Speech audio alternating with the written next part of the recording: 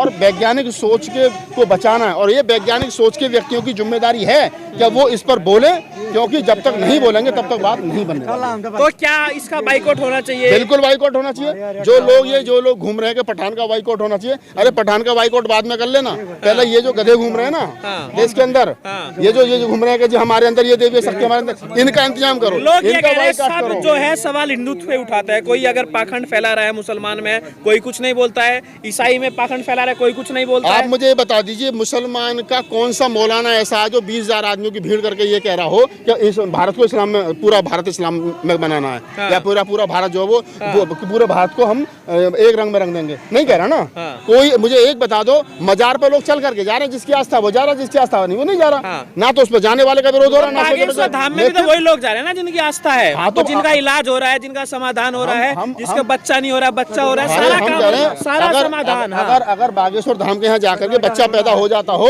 तो मैं आपको ऐसे बहुत सारी कुंवारी लड़कियां घूम रही हैं, उनके बच्चा करवाओ बिना शादी के, करवाओ ना।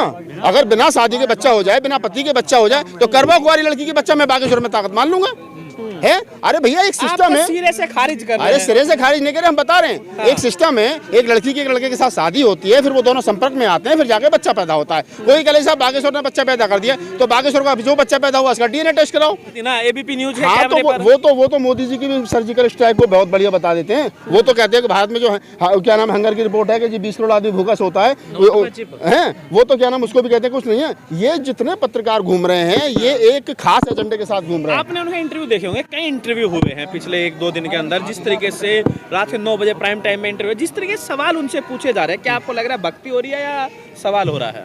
सवाल वो नहीं पूछेंगे जिनसे वो इंटरव्यू हम भी चालीसा पढ़ते हैं, हमारे पास वो शक्ति नहीं है जो आपके पास है। मैं कह रहा हूँ कि अगर उनको ये लगता है कि जो जिनको वो इंटरव्यू दे रहे हैं वो सवाल ठीक कर रहे हैं, तो मैं कह रहा हूँ मेरे सामने बिठाओ, मैं सवाल करता हूँ।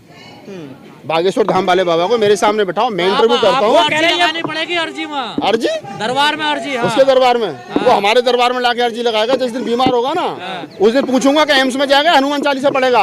रामदेव क्यों बनवा रहा है? हनुमान चालीसा पढ़वा ना, कैंसर का हॉस्पिटल क्यों बनवा रहा है? रामदेव बाबा ये कहता था मेरे पास में हर समस्या का समाधान है, हर समस्या का समाधान है। मैंने 150 साल के लिए शरीर को तैयार कर रखा है, और जब बीमार हुआ तो क्या हुआ, चलो डॉक्टर के पास में। तो ये जितने लोग घूम रहे हैं ना, ये इस देश को गर्त में ले जा रहे हैं, ये इस देश को अंधविश्वास की तरफ ले जा रहे हैं, और अंधविश्वास इस देश को तार्किक होने से रोकेगा। बाबा जी कह रहे हैं जो विरोध कर रहे हैं सारे वामपंथी लोग हैं, हिंदू विरोधी लोग हैं, वही हमारा विरोध कर रहे हैं, नहीं चाहते कि हिंदुत्व का झंडा बुलंद हो।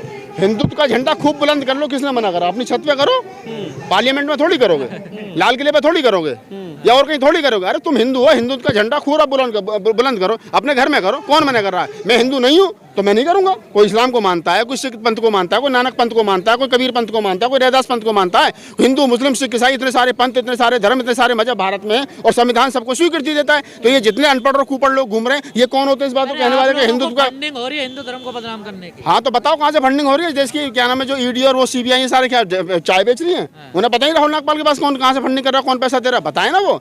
तो ये जितने भाई लोग हैं इनसे कहो भाई पीछा छोड़ो। कुछ हम विश्व गुरु बनने के चक्कर में, विश्व गुरु बनना भारत कहाँ बनना है? साली विश्व की टॉप 100 यूनिवर्सिटी में हमारी एक यूनिवर्सिटी नहीं, एक ढंग का हॉस्पिटल नहीं। भारत में लोग आदमी है रोज गरीबी और भुखमरी से मर रहे हैं, विश्व गुरु बनने कहाँ बनोगे? सनातन का रास्ता लोग भूल गए, अब यही होगा। हाँ, सनातन का रास्ता भूल गए ना।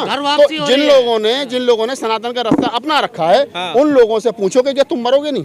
क्या तुम्हारा एक्सीडेंट नहीं होगा? क्या तुम्हारे घर में कोई बीमारी, कोई विपत्ता नहीं आएगी? सबको होनी है, ये नेचुरल चीजें हैं। आदमी पैदा हुआ है तो आदमी मरेगा भी। उसको धर्म एक अफीम है, धर्म एक अफीम है।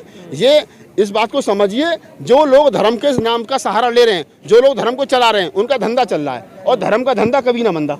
ये धर्म के नाम पर एक धंधा है जो चल रहा है, और इससे खास समाज है देश के अंदर 3%, वो पंडे पुजारी, वो ये खास जाति के लोग, उन्हीं का अपना काम धंधा चल रहा है। बाकी मंदिर का जो गुल्लक है वो मैं मंदिर की जो गुल्लक है ना, वो एक ऐसी गुल्लक है जहाँ सर्व समाज के लोग पैसा डालते हैं, और निकालता सिर्फ एक ही आदमी है जो है पंडित जी और ब्राह्मण जी।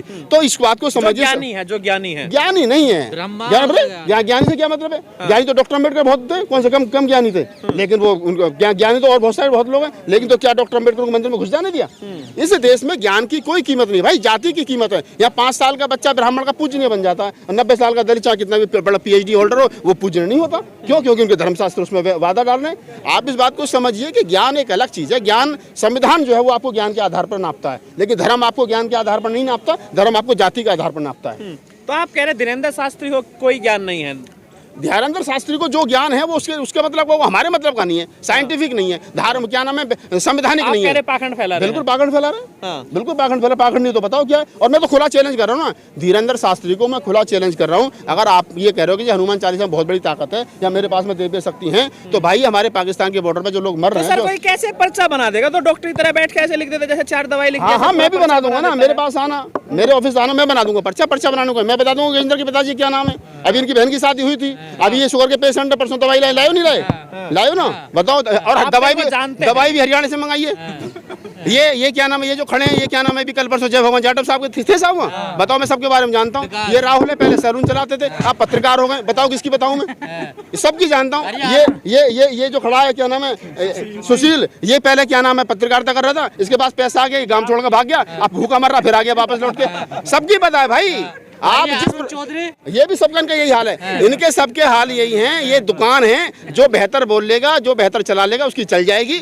इस देश को अंधविश्वास से बचाओ। चल गई दुकान तो फिर जलन क्यों हो रही है? चल गई तो हमको और चलाओ, इसको देश को नरक में ले जाओ, लेकिन हम नहीं जा रहे भैया। एक बहुत लंबी हिंदुत्व की ट्रेन ले लो, सबको बिठा लो उसमें, हमें छोड़ दो। और ये जितनी भीड़ हो रही है ना, हम AC में चलने वाले लोग हैं, कंबल लेकर सोने वाले लोग हैं, भीड़ में जनरल में चलने वाले लोग नहीं है। शुक्रिया।